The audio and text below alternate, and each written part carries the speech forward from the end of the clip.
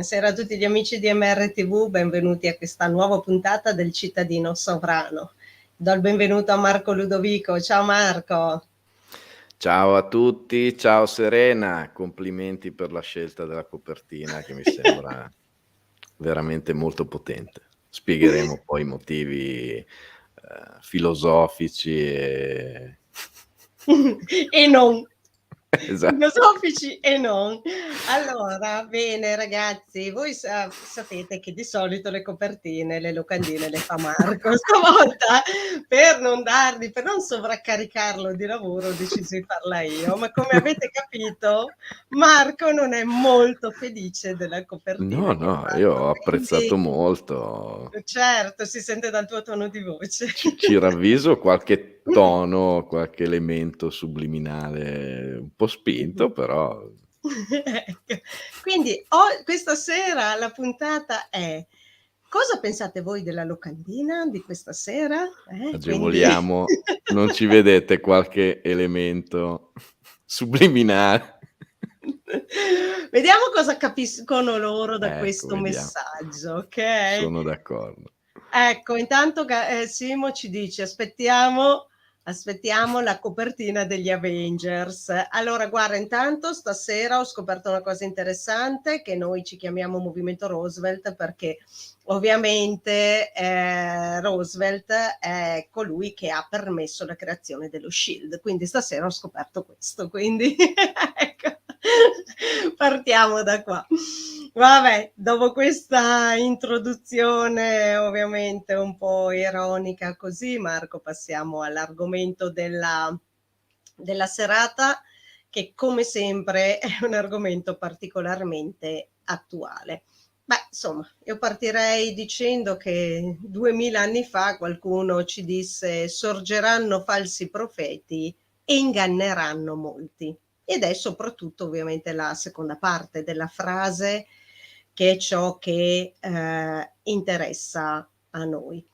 E allora, questa sera intanto proveremo a dare una risposta a chi sono i falsi profeti e soprattutto come operano. Ovviamente non abbiamo ovviamente l'arroganza di poter dare una risposta definitiva, perché i falsi profeti si manifestano sotto tantissime modalità e operano in infinite modalità. Quindi su questo ovviamente non possiamo dare una risposta definitiva, ma cercheremo insieme a voi, anche se in chat volete mettere le vostre considerazioni, cercheremo di dare una risposta almeno insomma attendibile a questo argomento. Quindi chi sono innanzitutto i falsi profeti? I falsi profeti sono quelli che comunque continuano a diciamo così, a profetizzare sempre tutti quegli eventi che poi non si manifesteranno. E lo fanno in modo da creare comunque paura e terrore. Diciamo che la parte principale è proprio quella della paura. Questi sono i falsi profeti. Noi sappiamo tra l'altro che il libro più venduto di tutta la storia è pieno di profezie, e sono quasi sempre profezie apocalittiche. Quindi giusto per utilizzare un termine molto inflazionato. In realtà noi sappiamo che, vabbè, magari possono essere state anche corrette alcune profezie, però sappiamo che si può agire tramite il libero arbitrio per modificare il decorso degli eventi. E quindi i falsi profeti sono appunto tutte quelle persone che agiscono incutendo paura. In realtà il vero profeta non incute paura, ma racconta quelle che sono le cose, gli eventi, le situazioni che magari egli stesso percepisce o percepisce in sogno, gli vengono date delle informazioni tramite canali altri, chiamiamoli così, ma in realtà è anche colui che ti dice: però attenzione che questo è ciò che accadrà se voi, o se voi non farete niente per modificare lo stato attuale delle cose.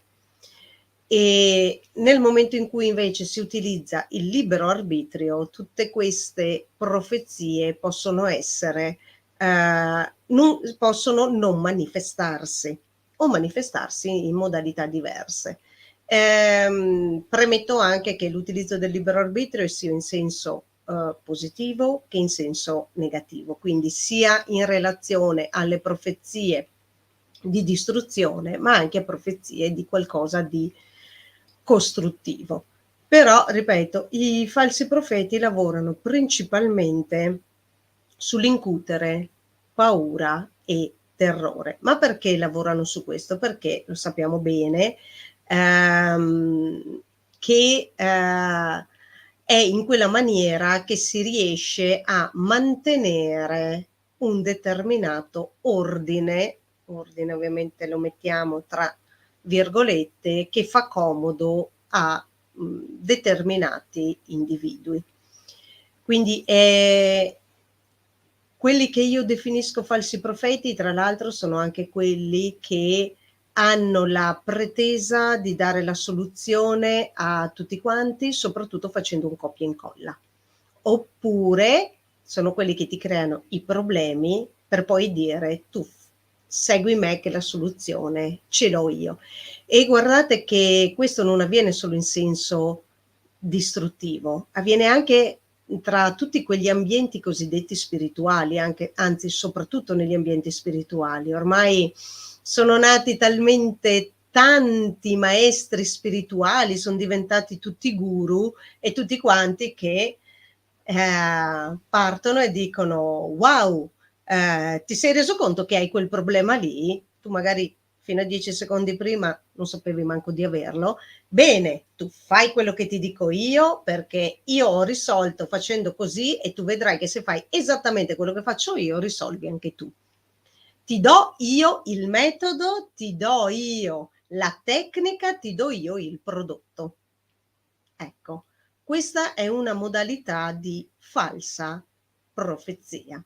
Allora Marco, io prima di andare avanti vorrei però sentire un attimino te, cos'hai da dire, perché poi volevo focalizzarmi su un messaggio che ho visto anche di Simo e quindi volevo focalizzarmi un po' Immagino su che sia questo. questo. No, ok. Questo riguarda principalmente te, è quello dopo. Quindi eccolo qua, esatto. Però prima di parlare di questo messaggio, volevo sentire un po' te in relazione a questa breve introduzione. Allora, intanto mi fa molto piacere che tu abbia svelato subito il collegamento con la copertina, dando proprio appunto il simbolo di tutto questo, che è incutere paura nelle persone. Il messaggio ovviamente era riferito, il messaggio subliminale si riferiva esattamente a questo. Ciò detto, come vedete Marco questa sera è molto sincero a proposito di falsi profeti. certo, assolutamente, devo mantenere una coerenza del titolo e del dibattito. Ma alla fine E svelerai a tutti quanti qual è la tua idea di questa copertina o ci lascerai così? beh, mi sembra che più evidente di così, cioè andremo poi su un comunque dicevamo appunto, ma allora scherzi a parte, diciamo che, come sempre provo a fare il mio mestiere, cioè a ribaltare il problema. Perché? Perché noi appunto ci concentriamo sull'individuazione del falso profeta, del falso leader, di quello che invece lo è per davvero, di quello che lo è, ma non proprio vero vero, la famosa, etichetta che ho coniato delle varie gradazioni di purezza e così via. Ma non è che niente, il problema non è tanto il presunto leader puro, semi-impuro, falso, ma il problema forse è da parte di chi lo cerca. Mi spiego. Ovviamente sorgeranno, e sono sempre sorti, sia leader veri che leader falsi.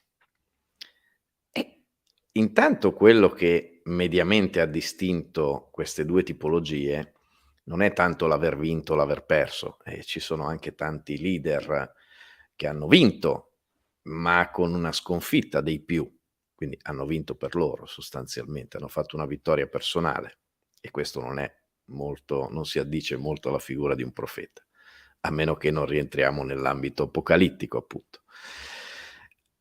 Ma ci sono anche tanti invece che hanno combattuto delle battaglie, hanno profetizzato delle grandi vittorie, dei grandi progressi, ci sono riusciti, ma questi riguardavano i molti appunto, non riguardavano loro stessi o pochi. E se invece di provare a distinguere fra il vero profeta, il falso profeta, il profeta semi-impuro, provassimo invece a raccogliere, a rispettare e ad ascoltare soprattutto le idee e i progetti di tutti, tenendocene per noi buoni e riflettendo su tutti, ma cercando di avere un minimo di discernimento, di non seguire ciecamente quello che in quel momento sembra la cosa giusta. Se provassimo, per esempio, a ragionare un po' più a lungo termine di quanto siamo abituati a fare di solito, e mai come questi 2 anni ci dovrebbero aver abituato a ragionare un po' più in là. Quindi a vedere quella cosa che sì, effettivamente in quel momento uno dice: "Ma come faccio a pensare o a dire che sia sbagliata? È l'unica soluzione", senza capire però che spesso chi ti dà la soluzione, come diceva Serena, può corrispondere alla stessa persona che ti ha cagionato lo stesso problema.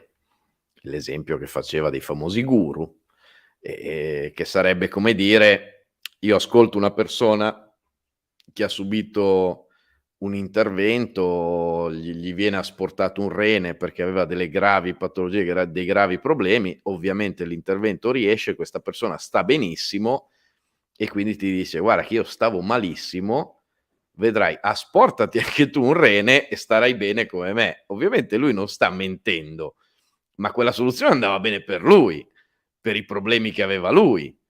Il che non vuol dire che se io prendo tutta la popolazione e gli asporto un rene, automaticamente li faccio stare bene. Anzi, c'è un'anticchia di rischio che staranno molto più male in tanti.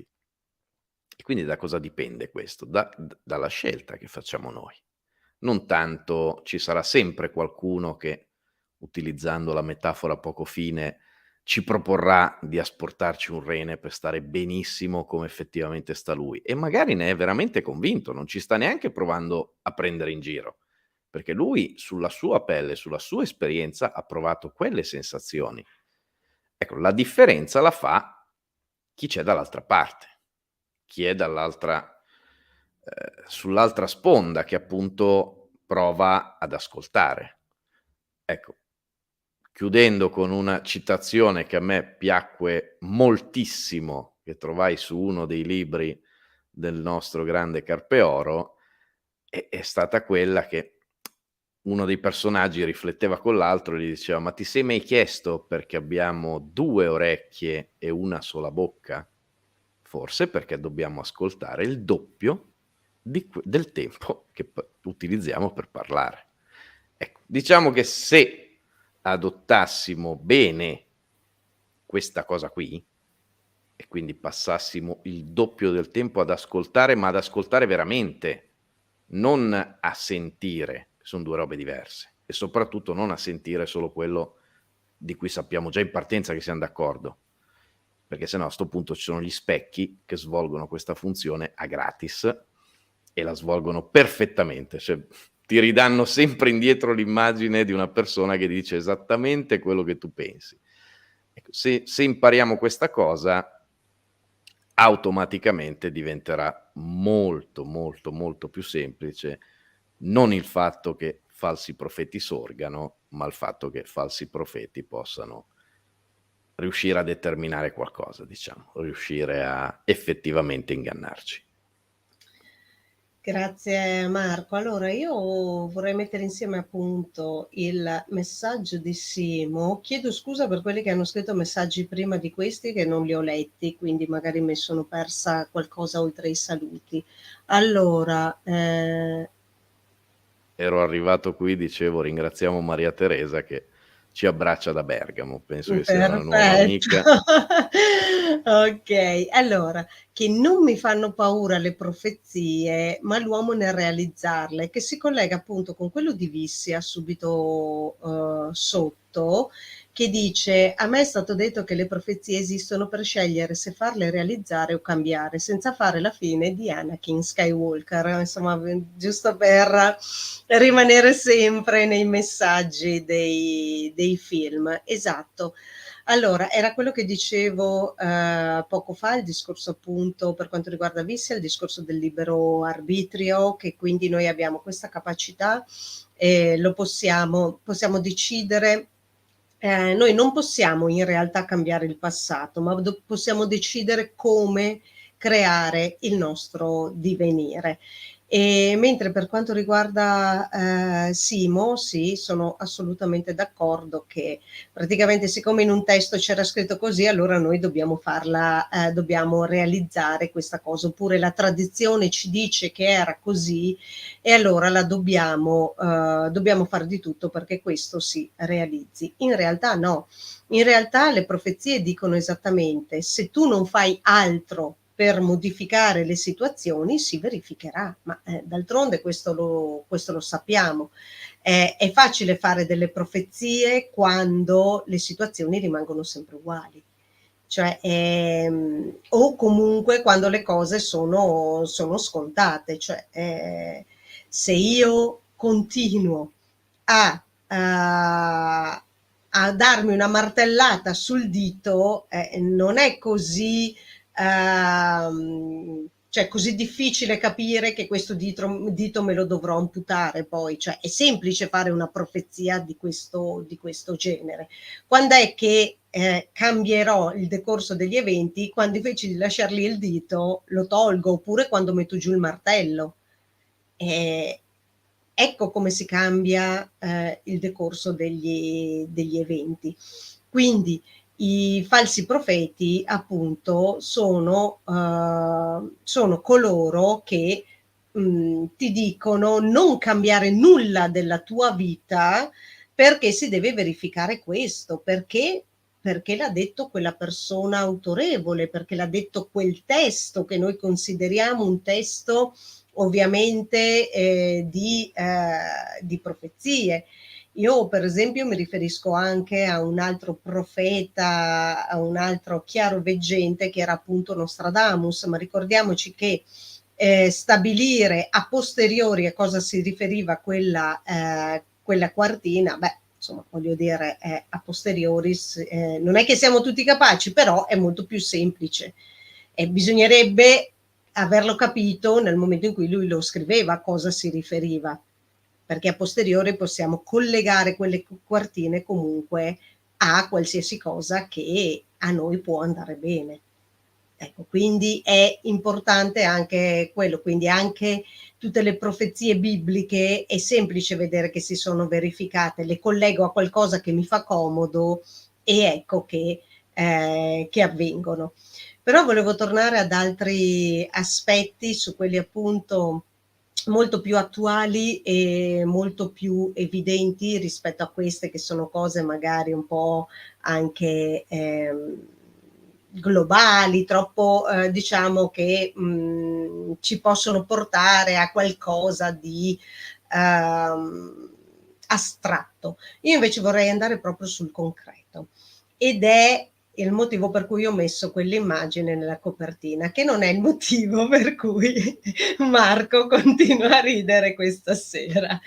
Cioè, falsi profeti quali sono? Beh, per esempio quelli che tutto peace and love, spiritualità, eccetera, eccetera, poi però c'è il loro vicino di casa che ha necessità, che ha qualche necessità, ha bisogno di essere aiutato, ma siccome mi sta antipatico, chi se ne frega.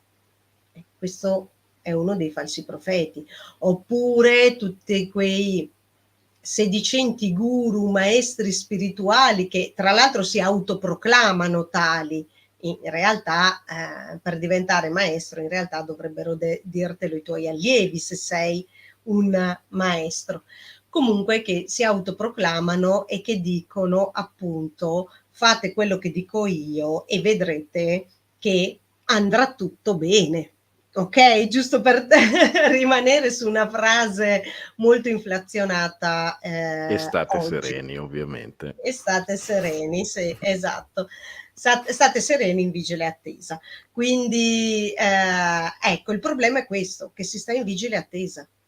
Cioè si sta lì ad aspettare che sia il guru che ti dà la tecnica o il modo per uscire dalla tua condizione. In realtà solo tu puoi trovare il tuo modo per star bene. Non c'è mai un copia e incolla perché la vita di ognuno è diversa rispetto alla vita di qualsiasi altro. D'altronde anche il settimo specchio e seno, per chi magari ha approfondito questa tematica, ci dice proprio che non ci possiamo paragonare a nessuno perché la vita di ognuno è diversa, anche in una stessa condizione esteriore, in realtà ognuno di noi agisce o reagisce a seconda se facciamo azioni per meccanicità o per libero arbitrio in maniera diversa, perché comunque l'esperienza precedente, le conoscenze individuali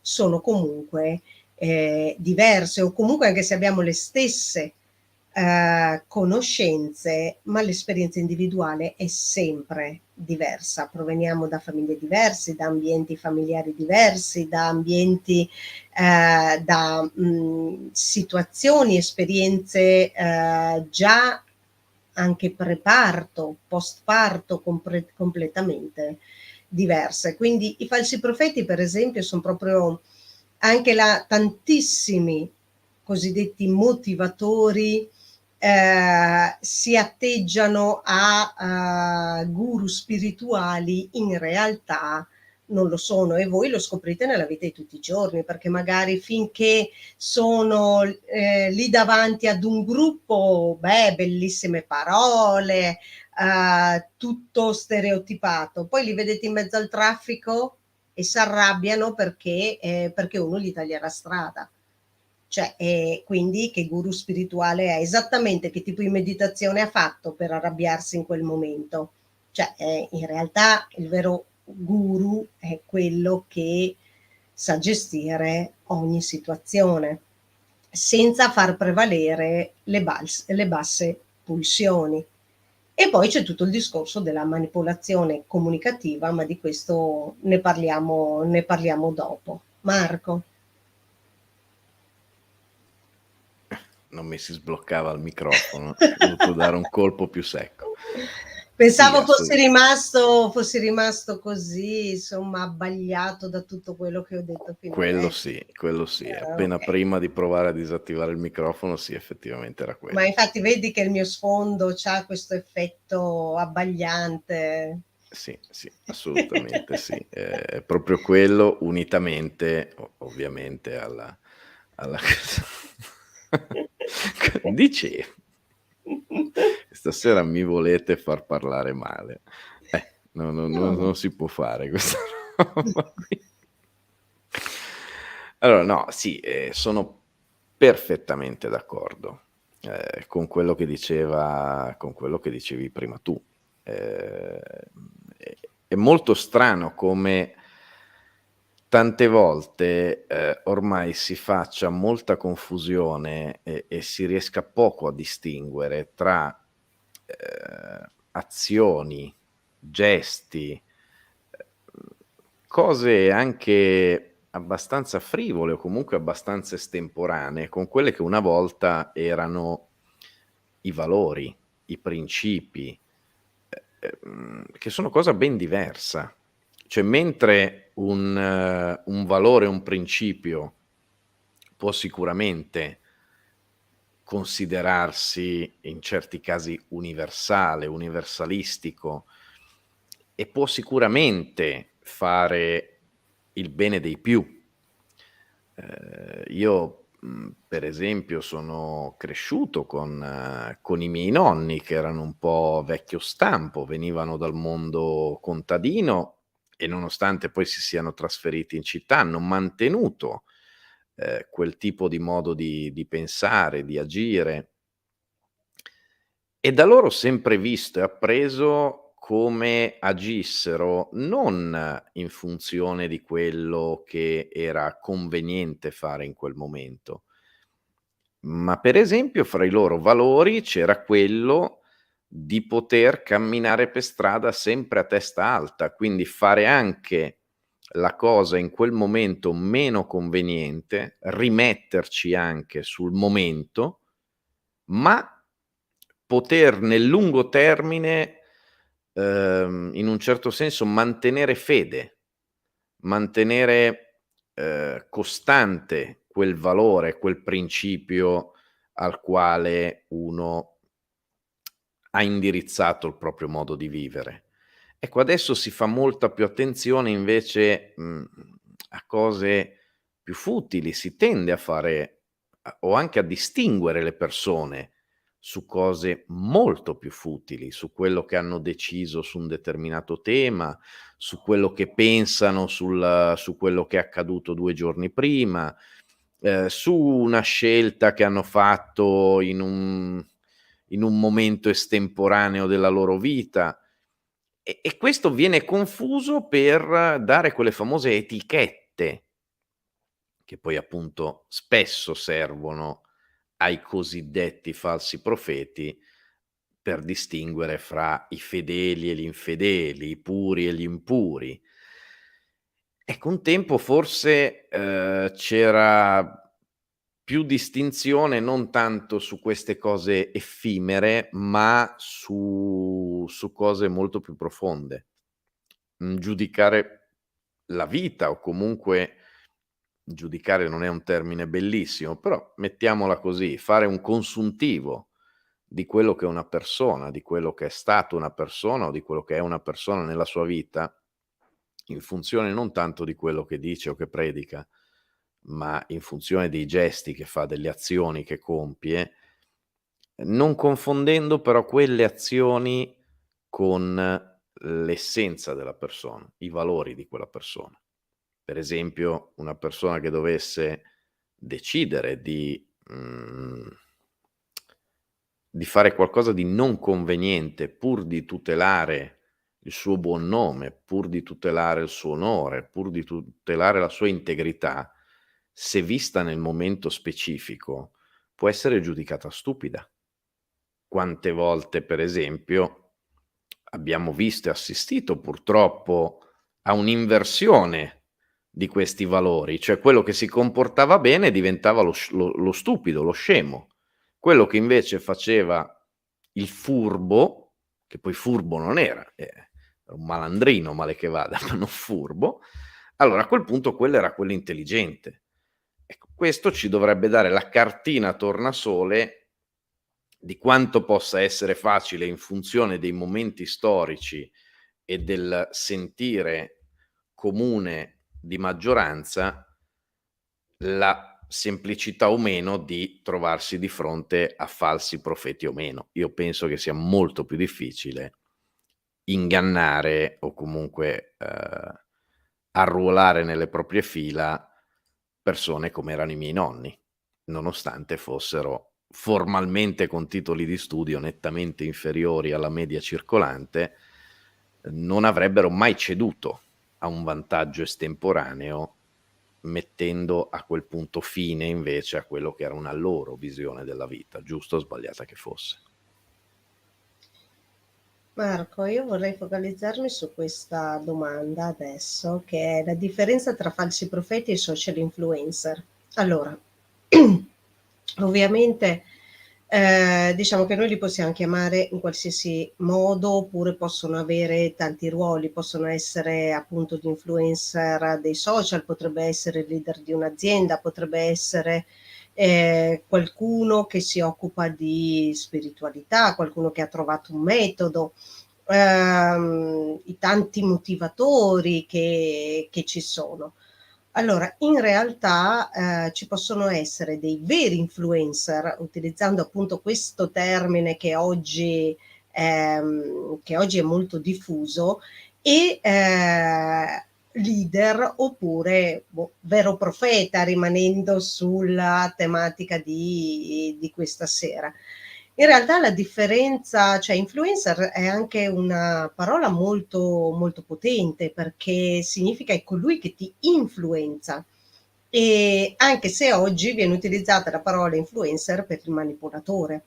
E in realtà manipolazione e influenza sono uno l'opposto dall'altro, perché influenza viene scelto per libero arbitrio, cioè a me risuona quella persona, sento che quello che ha fatto risuona con le mie cellule, quindi la prendo di esempio, quindi non significa che faccio un copia e incolla, ma prendo di esempio quello che quella persona ha fatto, quella che quella persona sta dicendo, e lo porto nella mia vita, ma quando lo porto nella mia vita appunto non è un copia e incolla, non è un emulare, ma è prendo ciò che mi serve per poterlo poi sviluppare nel mio contesto.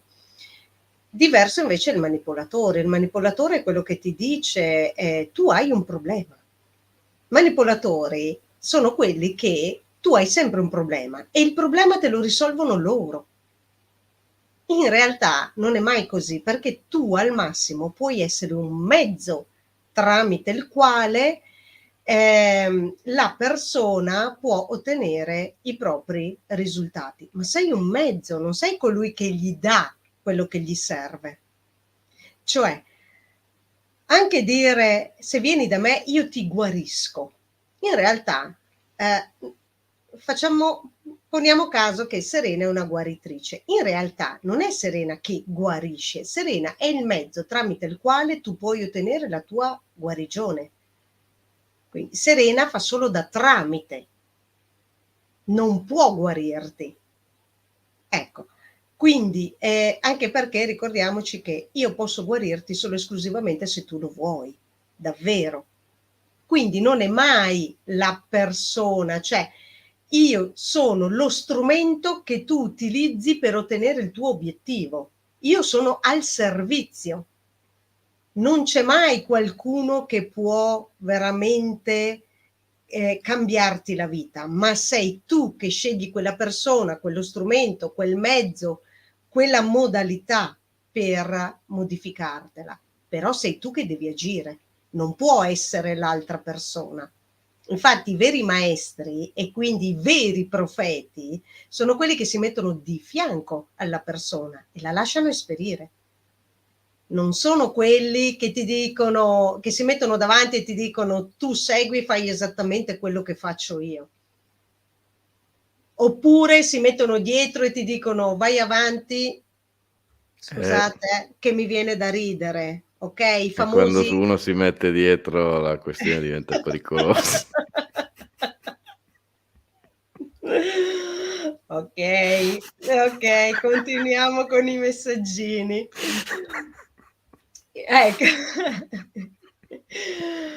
Il falso profeta e quindi il manipolatore è esattamente quello che sta facendo la ragazza che vedete nell'immagine appunto della copertina. Cioè io sono lì, medito perché devo diventare spirituale, perché così raggiungo il nirvana, e in realtà c'è l'altra persona che è in pericolo di vita e non la stai aiutando. Ecco, il nirvana lo raggiungi prima se aiuti un'altra persona che è in pericolo, piuttosto di metterti lì a meditare, perché la Kundalini ti salga dalla colonna, ti esca dal settimo chakra e magari ti fa andare poi in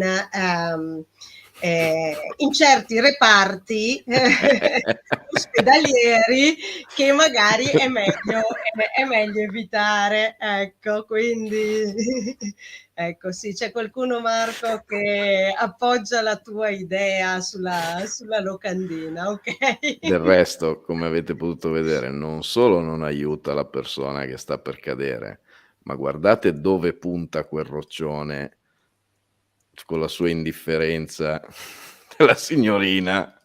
Cioè, a me sembra una scelta azzeccatissima. Ok. Ok, quindi come si fa a manipolare o a influenzare?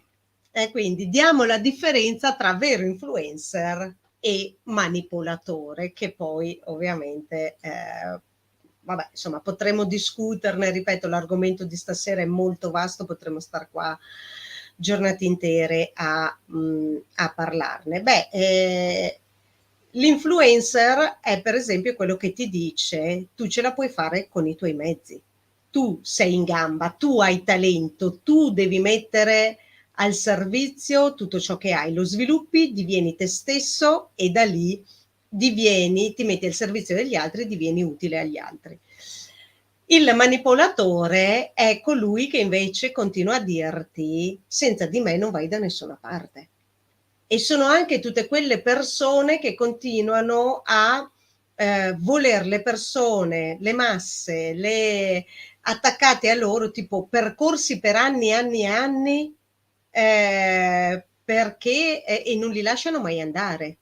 Cioè queste persone non guariscono mai, queste persone non sviluppano mai i propri talenti, che sia un percorso ovviamente di guarigione, che sia un percorso di crescita personale, di crescita spirituale, ma se voi siete sempre legati ad un guru, ad una persona e non vi staccate mai da quella persona, significa che quella persona non può essere un maestro.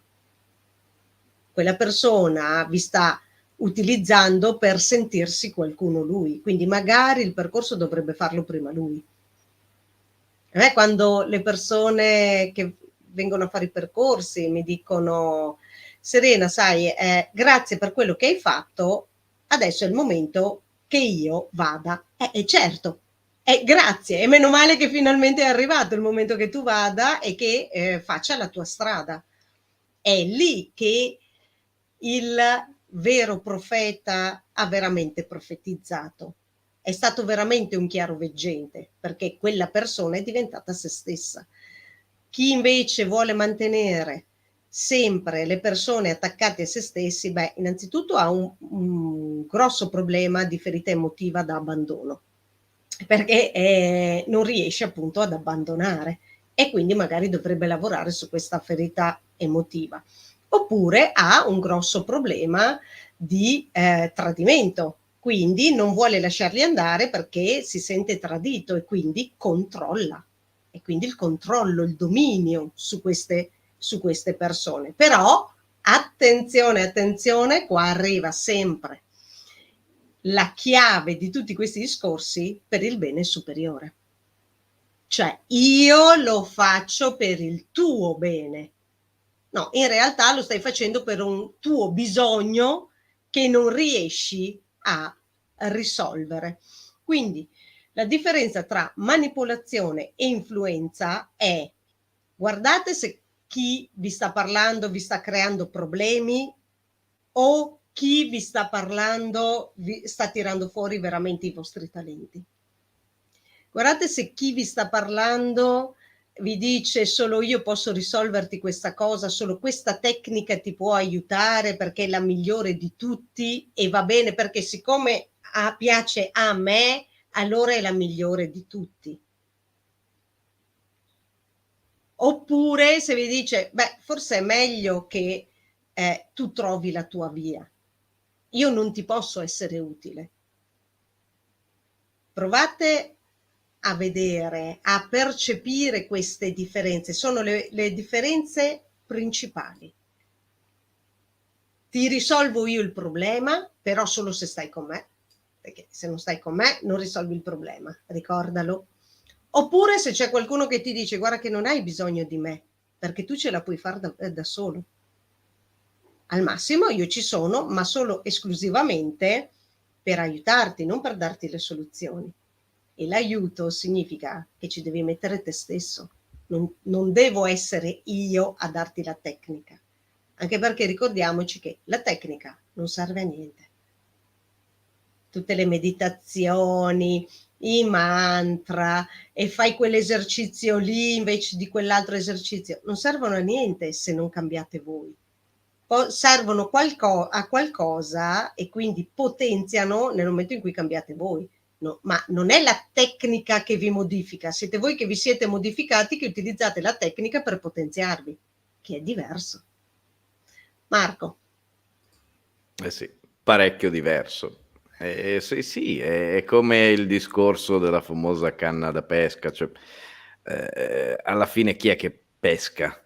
Chi è che prende il pesce? La canna da pesca o il pescatore? La canna da pesca è un mezzo, è condizione necessaria e fino a un certo punto, perché poi si può pescare anche senza canna, ma è condizione necessaria ma non sufficiente. Alla fine chi prende il pesce, chi pesca realmente è sempre e comunque il pescatore. E questo penso, rispecchi benissimo quello che diceva appunto Serena. Chi invece si spaccia o ti invita a pensare che il pescatore è lui, te non devi far niente, stai lì bello seduto che tanto pesco io, ti faccio vedere io come si fa e poi ci mangiamo insieme il pesce. Può essere un'idea. Il problema è che, come diceva Serena, dopo quella mangiata lì, se quello lì va via, io sono capace di pescare? No. E quindi avrò bisogno di nuovo di lui. Cioè, non è cambiato niente rispetto a quando sono arrivato. Lui era lì e stava pescando, prima e dopo. Io sono arrivato che non sapevo pescare e me ne vado che non so ancora pescare, quindi non ero autosufficiente prima, non sono autosufficiente dopo, e se anche lungo la strada incontro qualcuno che mi mette in mano una canna da pesca, sì, riuscirò a imitare formalmente, appunto come diceva Serena, a livello esterno, sì, magari ricreo il gesto, ma non ho capito niente, magari mi son perso il momento che quello metteva il vermetto e sto lì a continuare a tirare, a muovere la canna da pesca sperando che appaia il pesce all'improvviso. E ovviamente è inutile dire che il risultato sarà che rimango digiuno e a furia di non mangiare, vai col guru, vai col guru, vai col guru, come va a finire? Che cioè, va a finire male ovviamente, furia di andare col guru va male. Dipende da chi è il guru. Ecco, quindi questo sì. Una Allora, cosa Marco, l'abbiam capita, diffidare da quelli che vi dicono andate avanti e vogliono diffidate delle imitazioni. Tra l'altro non era solo una pubblicità, ma in realtà è vero, perché tanti diventano guru perché imitano quello che leggono nei libri, oppure quello che hanno visto fare dagli altri, quindi diffidate dalle imitazioni. D'altronde anche Picasso cosa diceva? I mediocri imitano, i geni copiano, dove per copiare ovviamente nella sua lingua significava più che altro duplicare, cioè prendo e ci metto del mio, quindi non è il copia e incolla di cui parlavamo prima. Allora Marco, io volevo il messaggio di, se non sbaglio, Francesco. No, non è questo, è, scusami, questo. Sono diventato materialista dopo essermi liberato. In realtà, sei diventato materialista o ti sei equilibrato? Cioè, avendo compreso determinate cose, hai interiorizzato questi aspetti, chiamiamoli spirituali per capirci, per distinguerlo dalla materialità, E hai capito che questi aspetti materiali questi aspetti spirituali possono essere sviluppati solo esclusivamente attraverso la materialità, perché noi viviamo in un mondo materiale e quindi è necessario, se vogliamo fare un percorso spirituale, utilizzare tutto ciò che è materiale. Noi dobbiamo essere equilibrati. Infatti i falsi profeti, per esempio la New Age ne ha creati tantissimi. New Age è stato un bellissimo filone, però a un certo punto è stato molto frainteso e ovviamente c'è stata quella parte, tanta purtroppo, dove no, solo lo spirito, la materia non è importante, il corpo è qualcosa di inutile. No, allora il nostro spirito, la nostra anima ha deciso di incarnarsi in un corpo materiale, quindi significa che il nostro spirito può evolvere solo esclusivamente perché l'anima si è incarnata su un corpo fisico, altrimenti non potrebbe raggiungere il suo obiettivo. Quindi anche questo aspetto è importantissimo, cioè l'equilibrio tra spirito e materia, tra anima e materia. Perché i percorsi spirituali non sono le meditazioni, non sono le preghiere, non sono le tecniche coi tripli carpiati, eccetera, eccetera, oppure so fare praticamente mi annodo, come ci sono certe posizioni yoga che complimenti a chi ovviamente riesce a farle, ma con cognizione di causa. Non è riuscire a fare questo.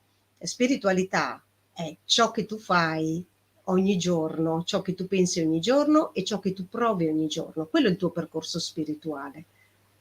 Quindi la pratica. E quindi il falso profeta rimane sempre quello che ti dice no, così non ce la puoi fare. Tu fidati di me. Ecco, la classica frase, fidati di me. Però ricordatevi che la fiducia è qualcosa che si acquisisce sul campo, altrimenti è credenza, non è fiducia. Marco. Sì, eh sì. La distinzione netta penso sia proprio tutta lì. Quando c'è stata quella deviazione c'è stato come sempre una estremizzazione. Quindi si dava per scontato, si voleva sostenere che una persona per stare bene, per essere una bella persona, una brava persona e così via, dovesse per forza ridursi a una sorta di eremita, tornare sui cucuzzoli delle montagne, a vivere, che per carità, cioè, se a uno piace, e come dicevamo prima, non a tutti, cioè a chi può far bene togliersi un rene, chi proprio non è che ci sia bisogno, come magari può essere consigliato o propedeutico in un particolare momento e periodo della propria vita, ma non è detto che poi devo fare quello. E quindi si era creata alla fine l'unico problema che c'è sempre ed è l'unico problema che poi ognuno di noi deve risolvere, che è quello che citavi all'inizio della paura. Quindi abbiamo assistito a persone che avevano paura magari di prendere un certo tipo di telefonino perché sennò che non sono più spirituale o seguire un certo tipo di alimentazione, vestirsi in una certa maniera, tagliarsi o non tagliarsi barba e capelli. Ovviamente problema che non mi ha mai sfiorato, ma non è quello. Stiamo parlando ancora di carrozzeria, stiamo parlando di agitare la canna da pesca, ma alla fine è un voler girare al contrario il problema. È ovvio che un materialismo inteso come io vivo per compulsivamente comprare anche tutto ciò che non mi serve pur di averlo, è ovvio che sia sbagliato. Ma è altrettanto ovvio che è sbagliato il viceversa, cioè non è autocastrandomi o autoinfliggendomi delle sofferenze, perché io vorrei tanto fare una cosa, mi farebbe piacere farla, ma per paura del giudizio o perché quello lì m'ha detto che facendo così non sono più un santone, allora no, purtroppissimo non lo devo fare più. No, cioè, il punto è proprio quello, non avere paura di fare quello che sentiamo giusto fare. Nel limite ovviamente, cioè, non è che se domani mattina ritengo giusto dare una sventagliata di mitra per strada, questo lo renda automaticamente giusto. È ovvio che ci sono dei limiti, ma se a me piace una camicia e una cravatta e mi sento bene con quelle, questo non mi rende meno spirituale o più spirituale di uno che si sente bene mettendosi un sacco di liuta addosso. Se sta bene lui, sto bene io, se sto bene io, sta bene lui e stiamo bene tutte e 2. Ma in effetti Marco ci sono tutti questi stereotipi, allora per esempio sono spirituale, mi faccio crescere la barba perché lo spirituale, oppure mi vesto solo di bianco perché lo spirituale è vestito di bianco, cioè, ragazzi non siamo più in mezzo a cioè la spiritualità è il percorso di ogni giorno che noi facciamo per evolvere, è la vita, la vera spiritualità è come noi viviamo la nostra vita. Infatti noi invece siamo troppo legati, come dicevi tu Marco, all'aspetto esteriore. Cioè perché? Perché il guru è così, cioè Osho aveva la tunica, la barba lunga e quindi se io voglio essere spirituale devo essere come... Ma lui era Osho.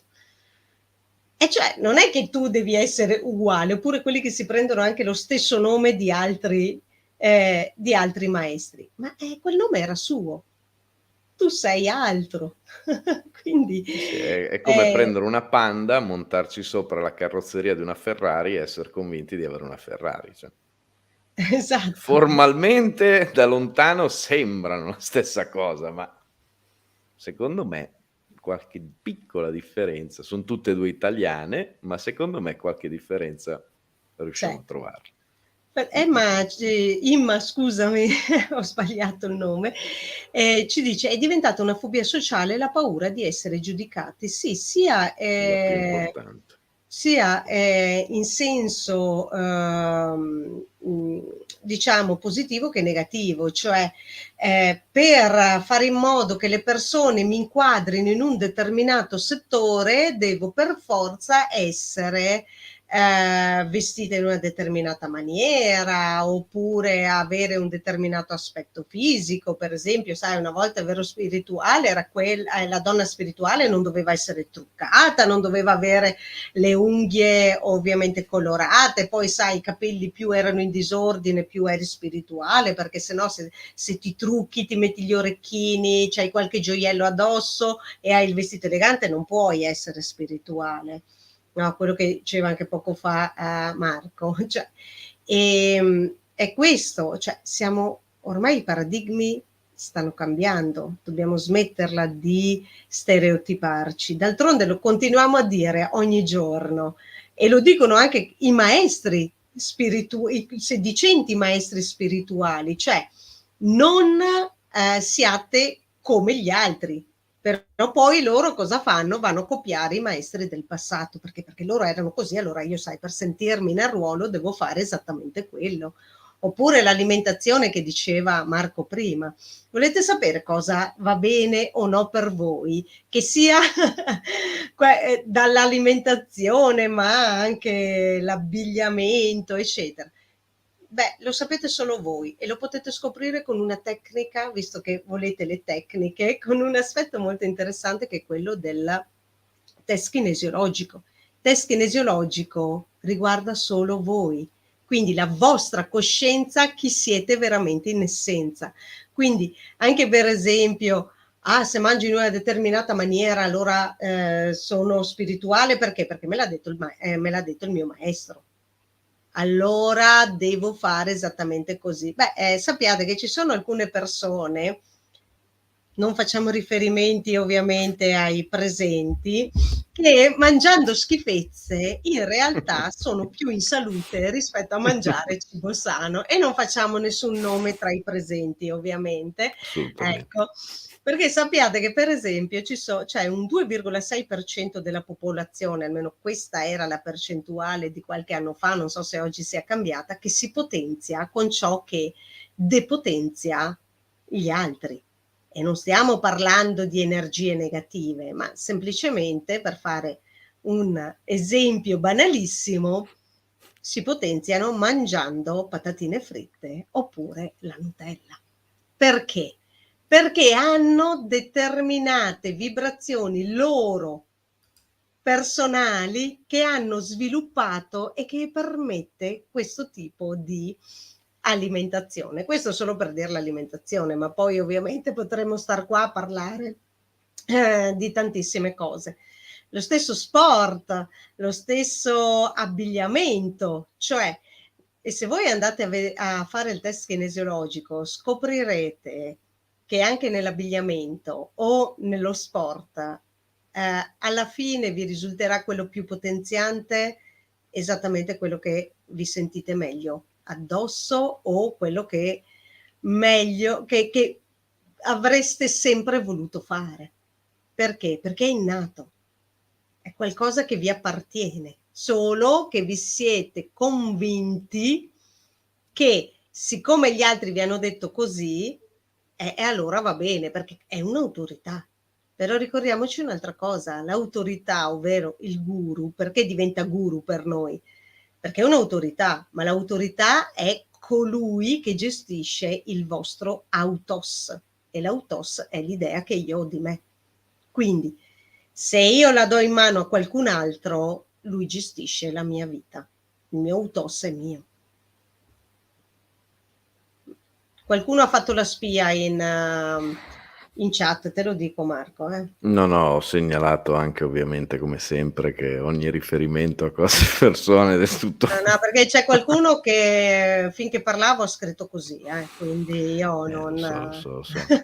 No, no, ma a questo punto, visto che sono stato scoperto, confesso, e sempre in tema di rimanere di quello che dicevamo all'inizio, cioè quello che arriva e dice: "No, fai come faccio io e vedrai". Cioè, penso che se, a boh, di chi dovesse seguire quella che è la mia cosiddetta dieta alimentare per un 10 giorni, la ma 90% finirebbe ricoverato in ospedale, quindi eppure a me fa stare di un bene che la metà basta. Il punto è proprio quello, distinguere fra: faccio questa cosa qui perché me l'ha detta quello lì, perché quello lì dice che fa bene, o, mhmm, una semplice affermazione come quella che ha fatto Simo, ma la trovo esemplificativa: "La carbonara mi fa felice, punto. E l'ho deciso io, non l'ha deciso un altro". Eh sì, assolutamente sì, decisamente sì. Non l'ha deciso un altro, come anche pane, burro, Nutella, sì, sì, assolutamente anche questo. Cioè, non l'ha deciso un altro. Poi è ovvio che anche qui, va contestualizzato. Ci sono se io mi autoconvinco che un bicchiere di cicuta mi faccia stare benissimo, potrei autoconvincermi moltissimo, ma non è detto che il risultato sia quello auspicato. Ma in linea generale, anche qui è più roba di carrozzeria che non di sostanza. Il nostro corpo penso sia quasi perfetto, se ben abbinato alla mente. Penso che la mente sia poi qualcosa di veramente potente. E io ho fatto spesso questo esempio, questa domanda e questa osservazione, cioè quante volte in tutte le sperimentazioni cliniche sentiamo parlare del, famoso effetto placebo. Cioè si fa un test a doppio cieco e per vedere se una determinata cosa appunto funziona, fa bene a delle persone, ad alcuni si dà quello che si decide di testare, ad altri si dà il nulla, si dà lo zuccherino. Eppure sistematicamente ci sono quelli che col nulla, di qualsiasi patologia si parli, gli va bene anche lo zuccherino. Perché? Perché evidentemente è talmente forte quella convinzione che quello che si sta assumendo possa, interrompere, guarire, far terminare quel problema, che già quella da sola fa praticamente tutto il lavoro, senza bisogno che ci sia altro. E quindi penso che la maggior parte passi da lì, dalla propria felicità. Cioè se uno è felice con se stesso, non perché si autoconvince, non perché gliel'ha detto qualcun altro, e beh, a quel punto rimane ben poco. Cioè, penso che il 90% e più sia veramente fatto. Cioè, a quel punto rimane, per chiudere il tema della giornata, rimane ben poco da fare per lo pseudo falso profeta. Se io sto bene, cioè, sì, lo ascolto, ma non mi sposto di un centimetro, sto già bene così, Sei perché mi devo spostare? centrato in te stesso.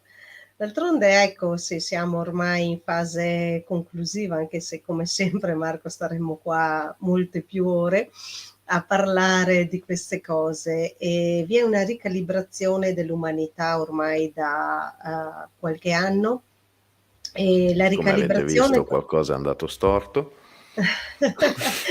ma la ricalibrazione cos'è? Non è qualcosa, come diceva appunto Daniel, con ingegneria, qualcosa di tecnologico, biologico ovviamente, manipolato, eccetera, ma vi è una ricalibrazione dell'umanità a livello proprio naturale, che porta anche ad un cambiamento biologico, ma non nel senso ovviamente che nel senso con cui si è parlato negli ultimi 2 anni.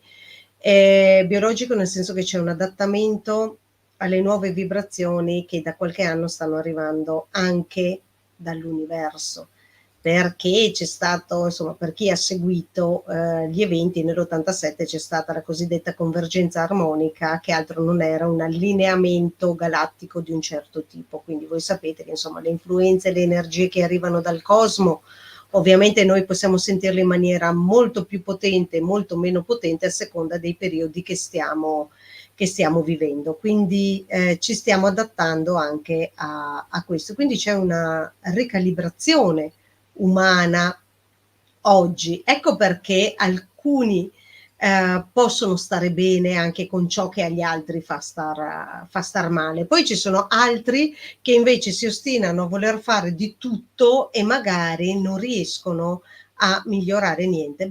La soluzione a tutto questo è semplice: state facendo ciò che non vi appartiene.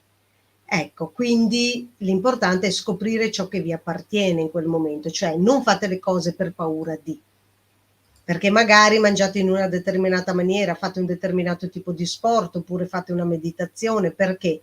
Per paura di qualcosa di brutto. Non lo fate in direzione di. Anche se spesso e volentieri io mi sento dire: ma no, lo faccio perché mi fa star bene. No, in realtà poi nel momento in cui io mi metto lì, vi faccio parlare, vi faccio dare delle spiegazioni, lo fate perché, cioè lo dite voi direttamente che lo fate perché avete paura di qualcosa. E allora è qua che sta la chiave di di tutto quanto. Fate qualcosa per paura di, quindi per allontanarvi dal dolore, o fate qualcosa in direzione di, quindi per avvicinarvi alla vostra felicità? Sono due punti di vista completamente diversi. A proposito di ricalibrazione umana, Marco, do un po' uno spoiler di quello che sarà il breve video che verrà pubblicato poi domenica pomeriggio, proprio dal titolo La ricalibrazione umana. Quindi domenica pomeriggio alle 15 verrà pubblicato questo breve video che fa parte della rubrica Parole, simboli e idee. Quindi vi ho anche dato questo spoiler oggi. Marco, qualcosa in conclusione? Semplice, precisa e concisa, se ci riesco. Per esempio con Beatrice, No, tu non ce la fai a fare qualcosa di sintetico, Marco. purtroppo, purtroppissimo, no. Che non significa artificiale in questo caso, significa proprio l'espressione con poche parole, ecco. Sì, sì, sì. Qui per esempio Beatrice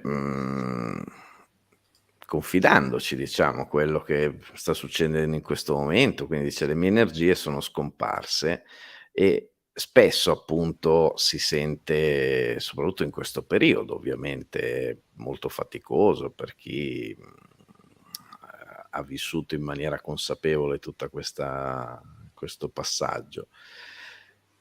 E però spesso manca poi la soluzione più semplice. Cioè, molto spesso, appunto, penso a tutti sia capitato di sentire tanti in questo periodo dire: "Sono senza energie, sono stanco". La cosa mhmm, più immediata e intuitiva che uno possa pensare o rispondere qual è? Fermati, riposati. Eppure pochissimi lo fanno. Ma se il tuo corpo ti sta dicendo che sei stanco, che ti devi fermare, che sei a riserva, devi fare benzina. O magari devi dedicarti, magari anche solo per un giorno, a quella cosa che ti piace, che non fai da una vita perché non hai tempo. E quindi tante volte le soluzioni più basilari, quelle che sembrano più idiote, perché uno dice: "Vabbè, ci volevi tu che arrivavi a dire che so' stanco, mi devo fermare, lo sapevo anch'io." Certo, però poi c'è il famoso tra il dire e il fare, c'è sempre di mezzo il mare. Marco, ma infatti non è il saperlo, è il fare. È il Esatto, farla quella esatto. cosa, perché saperla okay, si sa.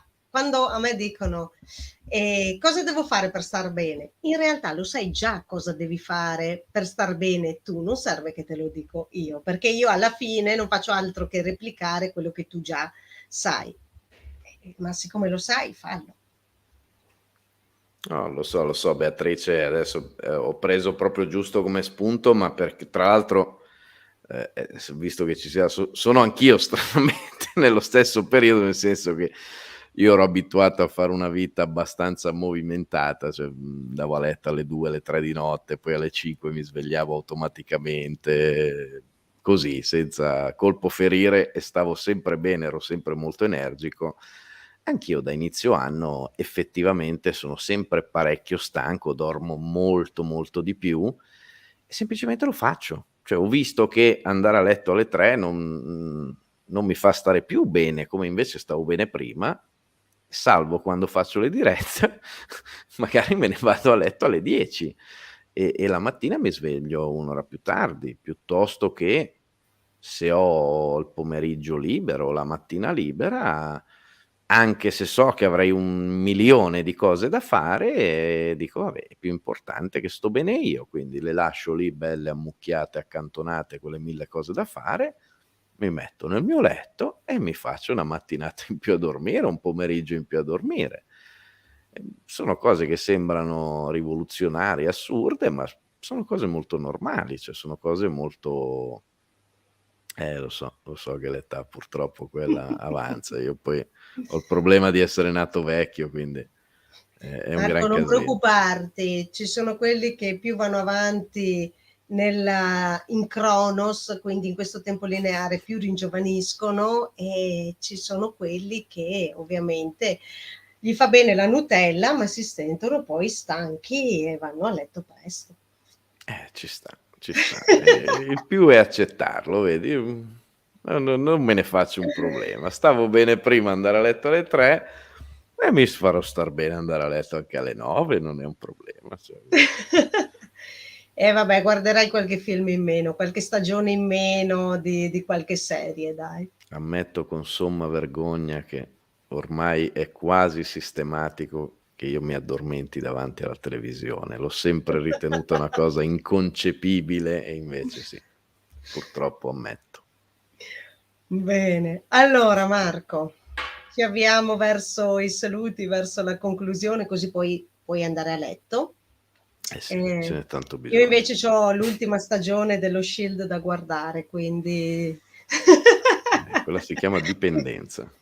sì, esatto. Infatti, come ho detto, guai a qualcuno che mi consigli ancora delle serie. Al massimo devono avere 2 stagioni, non più di 2 stagioni, altrimenti non le guardo. Mi rivolgo a Ehm quelli in chat, quindi sapete cosa dovete fare adesso scrivendo in chat. Scatenatevi. Non coglierò la provocazione. Ho detto mai più 7 stagioni, mai più. Quindi E questo era il motivo per cui non volevo Netflixarmi, quindi ovviamente poi anch'io sono caduta nella Vedi, tentazione, vedi a ecco. seguire i consigli di Burioni cosa succede. L'hai voluto tu e adesso te li tieni perché Lui hai ad agosto voluto ha detto che ci regalava eh, hai l'abbonamento visto? di Netflix. In realtà me lo sto pagando, però vabbè, insomma, Te l'ho sempre detto che non andava seguita quella persona lì, non mi hai voluto dare retta, hai pensato che io fossi un falso profeta e vedi? Comunque a chi l'altra volta mi diceva: "Non parlo del nuovo Coulson", ho capito che cosa intendeva, ecco, quindi ho avuto modo di scoprirlo. Quindi Marco, dai, giungiamo ai saluti ai nostri amici, vai, inizia tu. Ringraziamo come sempre tutti perché sono ormai tutti amici, la maggior parte magari non ci siamo mai incontrati o visti di persona, ma ormai è come avere una piccola famigliola, una piccola combriccola di amici col quale ritrovarsi più che volentieri a cadenza costante, quindi grazie a tutti. Infatti se non sbaglio adesso spero di non sbagliare, mi sembrava Francesco che dicesse quand'è che qualche volta si potrebbe fare anche in presenza. Allora ragazzi, io abito a Rovigo, quando volete la mia casa è a disposizione, io tengo i corsi a casa mia, quindi faccio volentieri anche queste in Spoiler! presenza. Marco abita a Milano, quindi o a Rovigo o a Milano ci possiamo incontrare Io non molto tengo vol corsi, ma se volete farvi una carbonara ve la offro volentieri, con un po' di Nutella sopra, non si nega mai a nessuno. No, ma il mio corsi era: la casa è aperta perché ovviamente invitando altre persone possiamo fare anche questo in presenza. Scherzi a parte, comunque non era uno scherzo, era comunque un invito. Io ringrazio tutti quanti come sempre per essere stati con noi, quindi insomma mi aggrego ai saluti di Marco e ai ringraziamenti di Marco. Grazie anche sempre per gli spunti che ci date in chat e per condividere ovviamente questa oretta insieme settimanalmente, anche un po' ridendo e scherzando, quindi alleggerendo un po' gli argomenti che trattiamo. Come sempre dal vivo, trovate me e Marco il venerdì alle 13:30 con Stampa e Omissis, e poi ovviamente vi invitiamo anche a guardare tutte le altre rubriche di MRTV. Ovviamente voi sapete che il nostro palinsesto è ampio e si sta ampliando ancora, quindi grazie a tutti quanti, davvero, e buonanotte, sogni d'oro a tutti quanti, buone riflessioni e Marco, sigla.